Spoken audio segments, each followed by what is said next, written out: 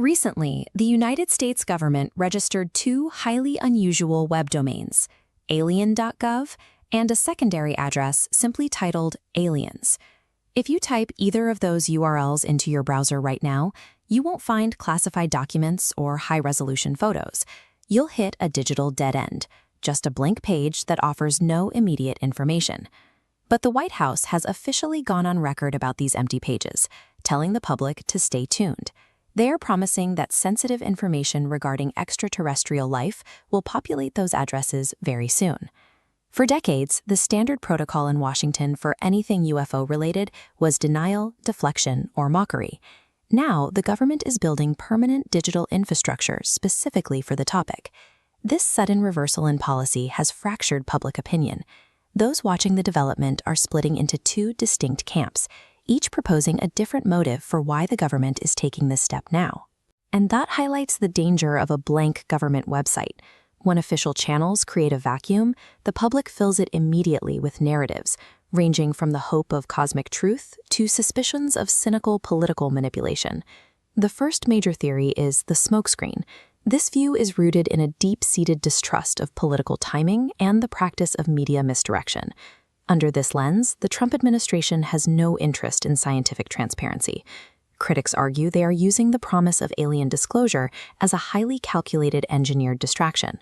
This skepticism stems from the timing of the registration, which coincides with renewed public pressure regarding the Jeffrey Epstein scandal.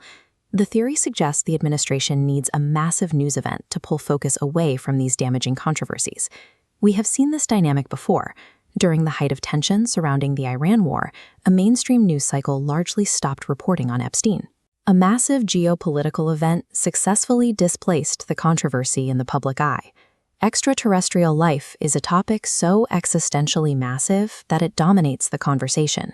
It forces a pivot in public attention, allowing older liabilities to quietly fade away while the world focuses on the skies.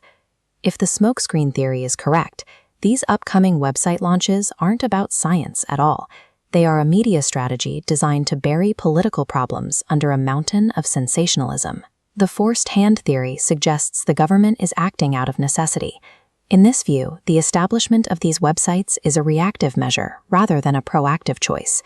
The catalyst is a dramatic surge in unidentified anomalous phenomena, or UAPs, reported by credible military observers. These encounters have become too frequent to dismiss. These sightings are increasingly clustered around critical U.S. military airspace. The frequency of these events makes the phenomenon physically impossible for the military to ignore or keep hidden any longer. Standard military-grade tracking systems are failing to identify these objects. As a result, the U.S. government is losing its ability to control the narrative of what is operating in its own skies. The volume of physical evidence collected by pilots and advanced sensors has reached a tipping point. It demands a coordinated public response before unauthorized leaks spiral out of the Pentagon's control. Under this theory, the empty domains are a move by a pressured government to establish an official channel for a reality they can no longer suppress. The public is now caught between two possibilities. Either the government is orchestrating a master illusion, or they are scrambling to manage an uncontrollable extraterrestrial reality. Regardless of the motive, both paths end at the same place: the official institutionalization of the alien conversation by the United States government. As official data begins to populate these empty domains, a threshold will be crossed. The institutional silence that has defined the last 70 years will be replaced by a stream of government-vetted information. When these sites finally go live, it will be necessary to look past the initial hype. The forthcoming data must be analyzed with unrelenting critical scrutiny. We are either facing the greatest scientific revelation in history or the most elaborate psychological operation of the modern era.